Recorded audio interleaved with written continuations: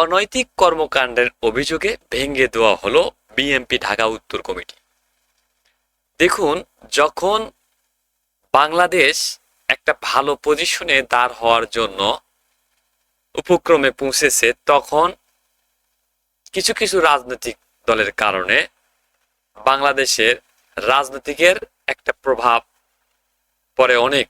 যেমন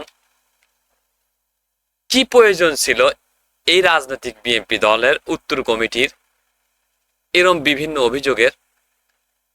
দেখুন, আমি আপনাদেরকে বিস্তারিত জানানোর জন্য চেষ্টা করছি। চাঁদাবাজি সহ অনৈতিক কর্মকাণ্ডের অভিযোগের প্রেক্ষাপটে বিএনপি ঢাকা মহানগর উত্তরের আহ্বায়ক কমিটি বিলুপ্ত করা হয়েছে বলে জানা গেছে।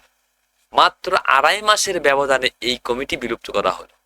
দেখুন, সর্বোচ্চ প্রেক্ষাপট হচ্ছে বাংলাদেশের ফেসিস হাসিনা যাওয়ার পর বাংলাদেশকে সাহায্য সহযোগিতা করা। কেনই বা তারা চাঁদাবাজিতে অনৈতিক কর্মকাণ্ডের সাথে জড়িত হলো? আসুন বিস্তারিত জেনে নিই। গত শনিবার রাতের দলের জ্যেষ্ঠ যুগ্ম মহাসচিব রুহুল কবির রেজভী এক বিজ্ঞপ্তিতে এই কমিটি ভেঙে দেওয়ার কথা জানানো হলেও তাতে কোনো কারণ উল্লেখ করা হয়নি। দেখুন, যদিও বা ভেঙে দেওয়া হয়েছে, কোনো কারণ উল্লেখ করা হয়নি। তবে বিএনপির একাধিক কেন্দ্রীয় নেতা প্রথম আলোকে বলেছেন, 5ই আগস্ট রাজনৈতিক পট পরিবর্তনের পর দলের ঢাকা মহানগর উত্তর কমিটির আহ্বায়ক সাইফুল আলম নীরবের বিরুদ্ধে চাঁদাবাজি সহ অনৈতিক কর্মকাণ্ড, দলীয় শৃঙ্খলা ভঙ্গের বিভিন্ন অভিযোগ এসেছে। দেখুন, এখনো পর্যন্ত ক্ষমতায় আসেনি, কিন্তু কিরম একটা মনে করেন যে চাঁদাবাজি, অনৈতিক কর্মকাণ্ড, দলীয় শৃঙ্খলার বিভিন্ন অভিযোগ তাদের বিরুদ্ধে চলে এসেছে। অভিযোগ প্রমাণিত হওয়ায় দলের শীর্ষ নেতৃত্ব মহানগর উত্তর কমিটি ভেঙে দিয়েছে। দেখুন, এই দলের যে প্রধান ছিলেন, তিনি যখন একটা অনৈতিক কর্মকাণ্ডের মধ্যে জড়িত, তখন বুঝতে পেরে দলের শীর্ষস্থানীয় কর্মকর্তা রুহুল কবির রিজভী দলটিকেই নির্বিশেষে ভেঙে দেয়।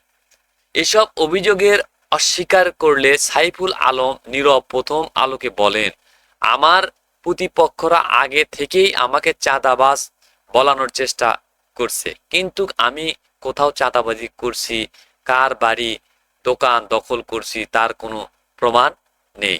2.5 মাস আগে গত 7 জুলাই সাইফুল আলম নীরবকে আহ্বায়ক ও আমিনুল হককে সদস্য সচিব করে ঢাকা মহানগর উত্তর আংশিক আহ্বায়ক কমিটি গঠন করা হয়। এখন সেই কমিটি ভেঙে দেওয়া হলো। দেখুন, তাকে যখন প্রশ্ন করা হয়েছিল, তখন তিনি তার প্রশ্নের জবাবে বলেছিলেন যে আসলে 2.5 মাস আগে এই ঢাকা উত্তর কমিটির 2.5 মাস আগে 7 জুলাই সাইফুল আলম নীরব ও আহ্বায়ক আমিনুল ইসলাম সদস্য একে আংশিকভাবে স্থাপন করা হয়েছিল। কমিটি বিলুপ্ত করার বিষয়ে সাইফুল আলম বলেন, দল যে সিদ্ধান্ত নিয়েছে আমি সেটাকে সম্মান করি। বিলুপ্ত কমিটির সদস্য সচিব আমিনুল হকও প্রথম আলোকে বলেন, দলের সিদ্ধান্তকে তিনি সম্মান করেন, তিনি আগের মতোই দলের একজন জনক কাজ করে যাবে। দেখুন, তার যে কথা বা বক্তব্য আসলে এই প্রেক্ষাপটে বোঝা যায় তিনি আসলে অটুট একটি সিদ্ধান্ত নিয়েছেন, কারণ দল যে দিকে সম্মতি জ্ঞাপন করবে সেই দিকে তার প্রেক্ষাপট ইতি টানতে হবে। আসলে এই কথায় খুলনায় বহিষ্কৃত 4 নেতা। দেখুন, খুলনায় 4 নেতা বহিষ্কার হয়েছে। কে এই নেতা, কোন দলের অংশীদার? চলুন বিস্তারিত জেনে আসি ভিডিও থেকে। দলীয় শৃঙ্খলা ভঙ্গ এবং দলের নীতি আদর্শ পরিস্থিতি কর্মকাণ্ডের সঙ্গে জড়িত থাকা সুনির্দিষ্ট অভিযোগ প্রমাণিত হওয়ায় খুলনার বিএনপির 4 নেতাকে বহিষ্কার করা হয়েছে। দেখুন, দল ক্ষমতায় না আসা অবধি তাদের উচিত ছিল ভালো ভালো কোনো কিছু কাজ করা, এবং দল ক্ষমতায় আসার পরে তাদের আরো ভালো কাজের মনস্তুত হওয়া এবং যোগদান করা। কিন্তু তারা কি কর্মকাণ্ডের সাথে জড়িত হয়েছে, চলুন পুরো ভিডিও দেখে আসি। গত শনিবার রাতে খুলনায় মহানগর বিএনপির আহ্বায়ক শফিকুল আলম মুনা ও সদস্য সচিব শফিকুল আলমের তুহিন বরাত দিয়ে এক সংবাদ বিজ্ঞপ্তিতে 4 জনকে বহিষ্কারের তথ্য জানানো হয়।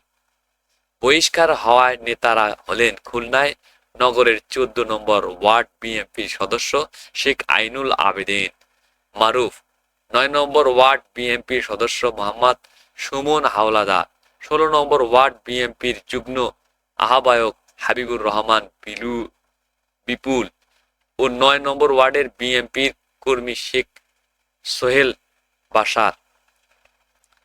এর আগে গত 11 আগস্ট নৈতিক স্থলাজনিত অপরাধের সুনির্দিষ্ট অভিযোগ পাওয়ায় খুলনা মহানগর বিএনপির অঙ্গ ও সহযোগী সংগঠনের 14 নেতার কারক দর্শক নোটিশ দেওয়ার নগর বিএনপি। এরপর 18 আগস্ট দলীয় শৃঙ্খলা পরিস্থিতির কর্মকাণ্ডের সঙ্গে জড়িত থাকায় অভিযোগের খুলনা নগর বিএনপি ও এক সহযোগী সংগঠনের 4 নেতাকে সাময়িক বহিষ্কার করা হয়। তাহলে দেখুন ভিউয়ার্স, আপনারা আপনাদের মন্তব্য লিখতে থাকুন কমেন্টে। আসলে কোন দলের মাধ্যমে সুশৃঙ্খলা ফিরে আসবে বাংলাদেশ? ভালো থাকুন, সুস্থ থাকুন। দেখা হচ্ছে নেক্সট কোনো ভিডিওতে।